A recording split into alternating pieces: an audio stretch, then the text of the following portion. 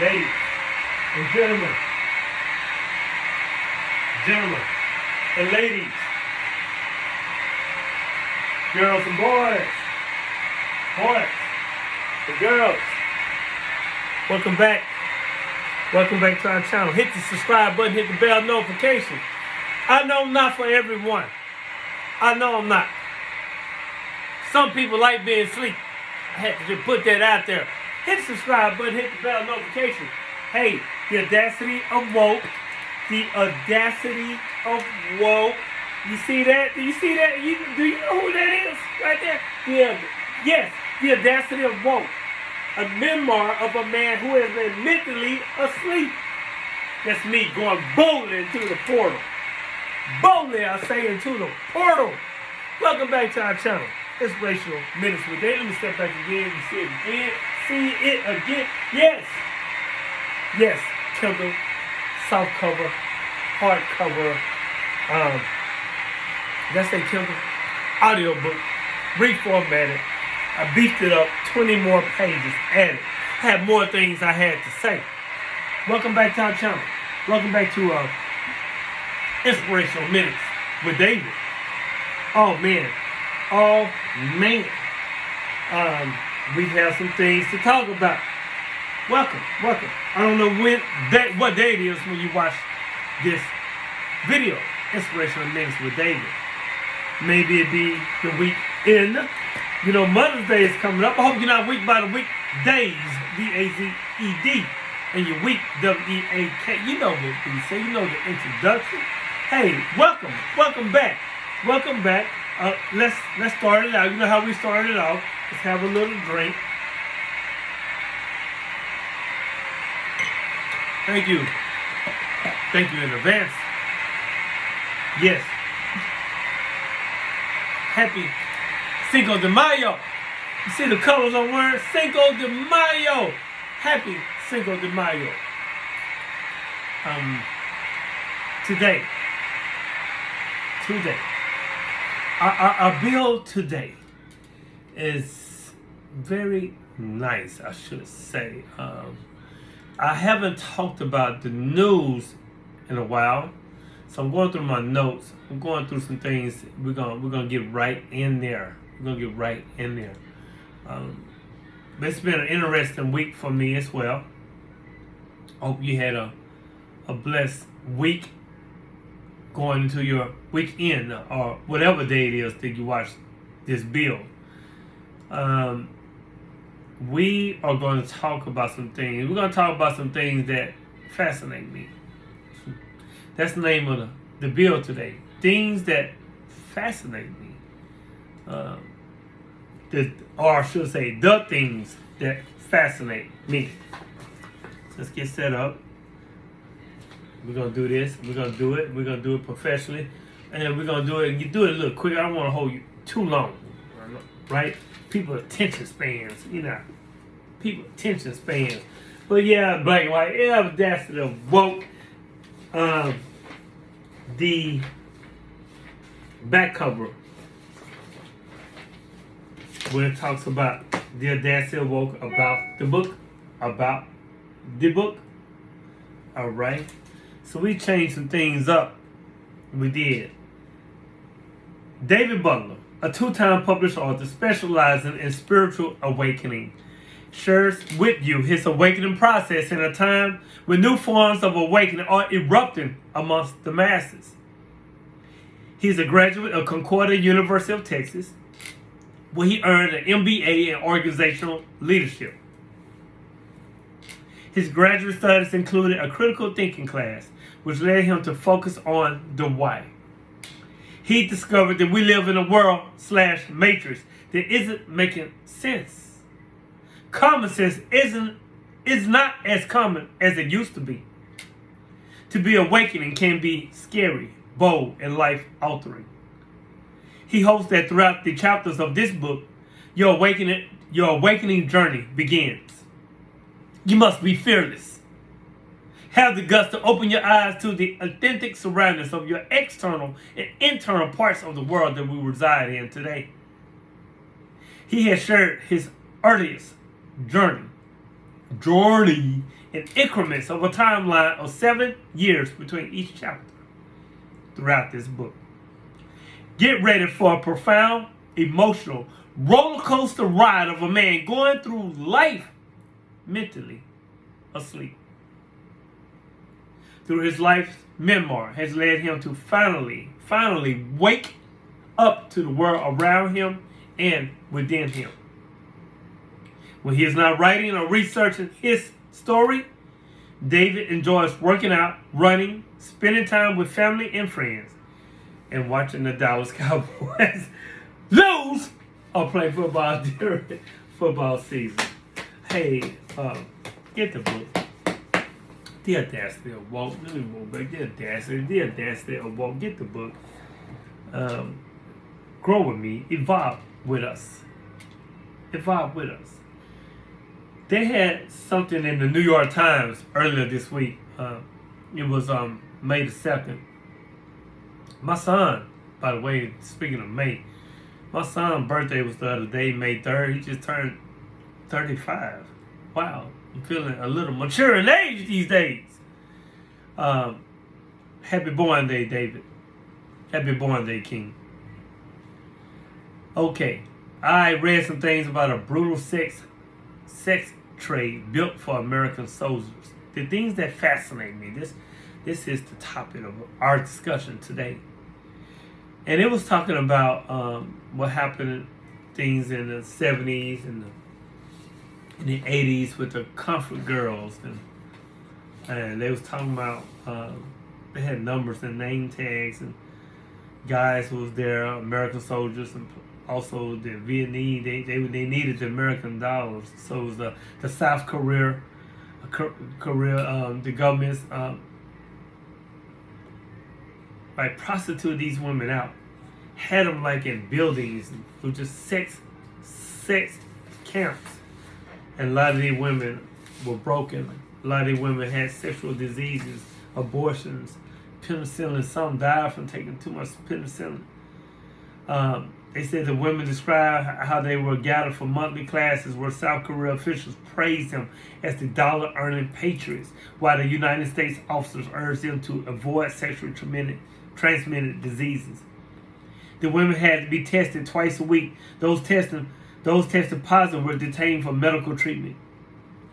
Under the rules, United States military and South Korea officials worked out Camptown women had to carry registration and VD test cards and to wear numbered badges or name tags according to the unsealed documents and former comfort women. Mother's Day is coming up. Shame, silence, and even death.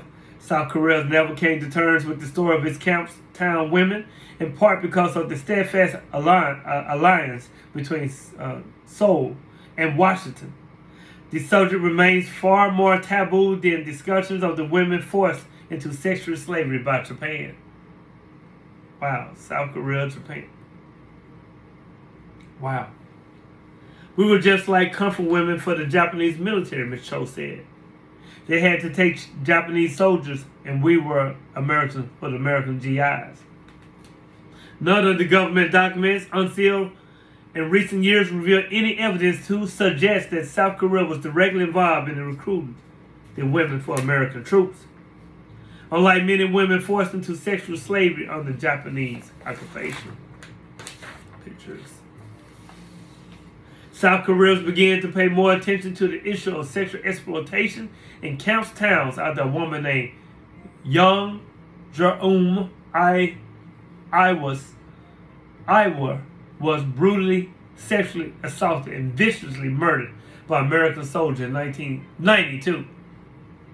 Between 1960 and 2004, American soldiers were found guilty of killing 11 sex workers in South Korea, according to a list compiled by the advocacy group and see Wuhuma. The United States military declined to comment on the Supreme Court ruling or the women's claims.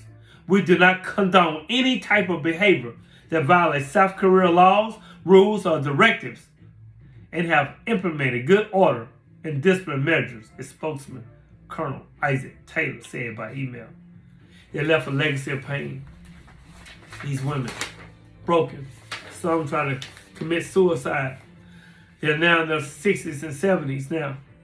Under the career ruling, some ladies were each paid $2,270 and $5,300, which did little to ease their financial distress. Man, this is crazy. This is crazy. Mother's Day is coming up, and I feel for those women who had to endure that type of abuse. That type of abuse from men. And these are the same men. They will be bemused and confused and fascinate me, right? These men have mothers. These men have sisters. God damn it, these men have daughters. But when they're not yours, you can just disrespect, dog, kill, murder, rape other women. And then when Mother's Day come around, happy Mother's Day. It's farcical.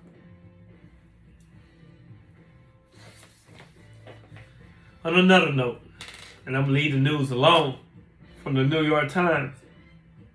A subway killing stuns and divides New Yorkers. After a homeless man was killed on the subway, New Yorkers and elected officials are mourning his death and debating how the city should address mental health and public safety. A brother was choked out. He was going off on a subway train. He said he needed food and water. He needed food and water. He was a Michael Jackson dancer, just getting by, but he had like some mental health. Mental health is real, folks. Mental health is serious here. In the United States, it's real. It's real. The brother was choked out by a guy that was in the Marines or something like that. Choked the brother out and killed him. It stopped the arrow going to the brain. His name was Jordan Neely. Look it up. It might be right down there. Things have to get better. Things have to get better. Jordan Neely. May your soul, may your spirit continue to move on into a positive matter, a positive realm of existence. Rest in power. King, rest in power. Jordan Neely, New York. Look it up. The things that fascinate me is our topic today. I don't want to keep you too long. Just a little bit. Where we actually exist, who, what created this enclosed realm and put us here. Some of the things that fascinate me. The current biogenetic modifications of humans and all life forms have been made synthetic/artificial. These are some of the things that fascinate me. Interdimensional, extraterrestrial, and paranormal existence. These are the things that fascinate me. And what kind of ocean creatures exist in the waters, not below, but above the firmament? These are the things that fascinate me. So, what I've learned from life, and if I learn anything from life, is that sometimes the darkest times can bring us to the brightest places. These are the things that fascinate me. Now, I've said this before, so I'm repeating it again. I learned that the most toxic people can teach us the most imperative lessons. Our most painful struggles can grant us the most necessary growth. And the most heartbreaking losses of friendship and love can make room for the most wonderful people. I learned that what seems like a curse in the moment can actually be a blessing. And that what seems like the end of the road is actually just the discovery that we are meant to travel down a different path. I learned that no matter how difficult things seem, there's always hope. Bryant, we're going to talk about that Sunday. Hope. And I learned that no matter how powerless we feel, or how horrible things seen, we can't give up. Let me repeat this. I learned that no matter how complicated, how difficult things seem, there is always hope. I'm on this show Sunday. It's by Brian Maydwell, BrianMaydwell. I'm with them like almost every Sunday from 11 to about 1:30. We get subjects and we talk about different subjects, and there's a panel of 9-10 people. You can join as well. Discards is what it's called. Discards discussions, by the way. And we pick a topic. We pick a topic and each person give their own view of what, like this week we're doing, like last week we did, what is thinking, believe, and also to know. We talked about that. And this week, this Sunday, we're talking about hope. Ooh, be there. 11 o'clock. Brian Maydwell, Maydwell, Discord discussions. I can butcher a name, that. We have to keep going. Even if it's scary. Even if it's scary or horrific. If it scares you. Even when all our strength seems gone. We have to keep picking ourselves back up and moving forward. Because whatever we're battling with in the moment, it will pass. And we will make it through. Hell, we made it this far, right? We can make it through whatever, however, and whatever comes next.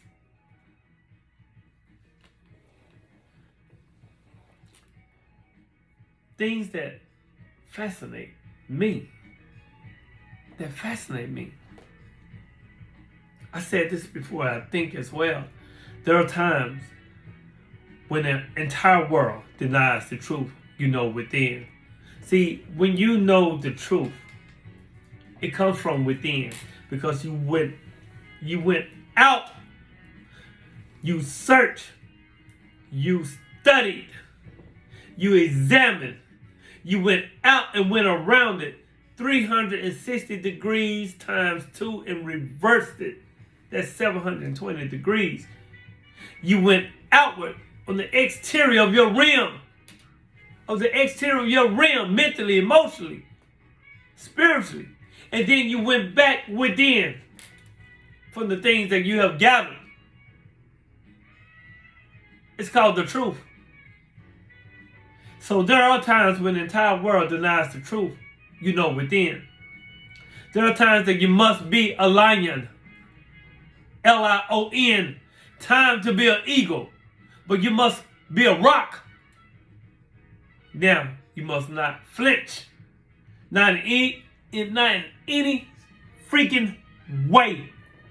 Even acknowledge the existence of the mighty waves that come crashing down upon you. Conspiring to grind you in the sand to sweep you away to join them in the vast ocean. You must be hard, unmoving. You must be an unmoving rock that lies at the essence of your soul, divorced from beyond this ethereal reality and beyond all time and space that says, they are nothing. There is none else but him. There is none else but you. Because it begins. I had to pick it up. It begins with you. It begins with you. And then it happens in your world. The outer crust of the facade begins to crack. The essential reality is revealed. The storm dissipates as though it never was. And all the things begin to say, I am not a thing. In truth, there's none else. None else but you, her, him. Things that fascinate me. The unconscious always tries to produce an impossible situation in order to force the individual to bring out his very best. Otherwise, one stops short of one's best. One is not complete. One does not realize one's self. What is needed is impossible. I'm possible, impossible situation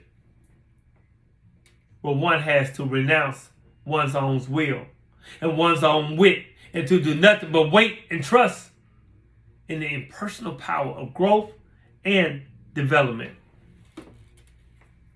When you are up against a wall, be quiet, be still, and put down roots like a tree. Until clarity comes from deeper sources to see over that damn wall. Yeah, things that fascinate me. You have to understand and understand that the cells in your body react to everything your mind thinks. Every time we think a negative thought, it is as if we swallow poison. Next time you are angry or frustrated, step back a moment. Catch your breath. Right? Catch your breath. They call it going to the balcony. The book I read called The Positive No. Go to the balcony. Step back. Catch your breath. And feel the weakness spread throughout your immune system. It's poison. You choose to feel worse at this moment than you did the moment before. Choose peace over revenge. You'll live longer. Let go of old grudges. Carrying a grudge may be dangerous to your health. Anger is a valid human emotion. It's a valid, V-A-L-I-D, a valid human emotion that sometimes it serves us to experience anger in order to realize that someone is taking advantage of us. Someone has taken advantage of us. Or that we have been unjustly wronged. Now, if this wrong is occurring, in the present moment, feel the emotion and draw a boundary. But if you are rehashing and rehearsing in your mind what you should have said yesterday or last week or last year, let go of the grudge. Return to health and choose to remain peaceful. Choose to remain peaceful. You'll live longer. You'll love longer. You'll laugh longer. You'll feel better. You'll feel lighter. You will no longer be swallowing poison in the hope that your perceived enemy will feel worse. He or she won't. I'm just a messenger. No, they won't feel nothing. They won't feel worse because you want them to feel worse. They won't. Guess who will feel worse? Guess who? You know who. You will. You're the one who will feel worse. Trying to make somebody else and hoping someone else will feel worse. So, let go of the heavy burdens that you are carrying and walk in peace and walk in the light. The soul becomes dyed with the color of its thoughts. We talk about that. The nature of your soul, the nature of our soul is shaped by the quality of our thoughts, positive, constructive, and virtuous thoughts create a bright and vibrant soul, while negative or destructive thinking creates a dark and stained soul. It's very imperative, it's very important to know that this quote implies that our thoughts are not just fleeting mental events, but they are powerful agents, very puissant, very powerful agents that have a lasting impact on our character and into the world. Therefore, it's crucial to be mindful of our thoughts and actively work to cultivate positive and virtual thinking patterns. Furthermore, this quote, I hope it encourage us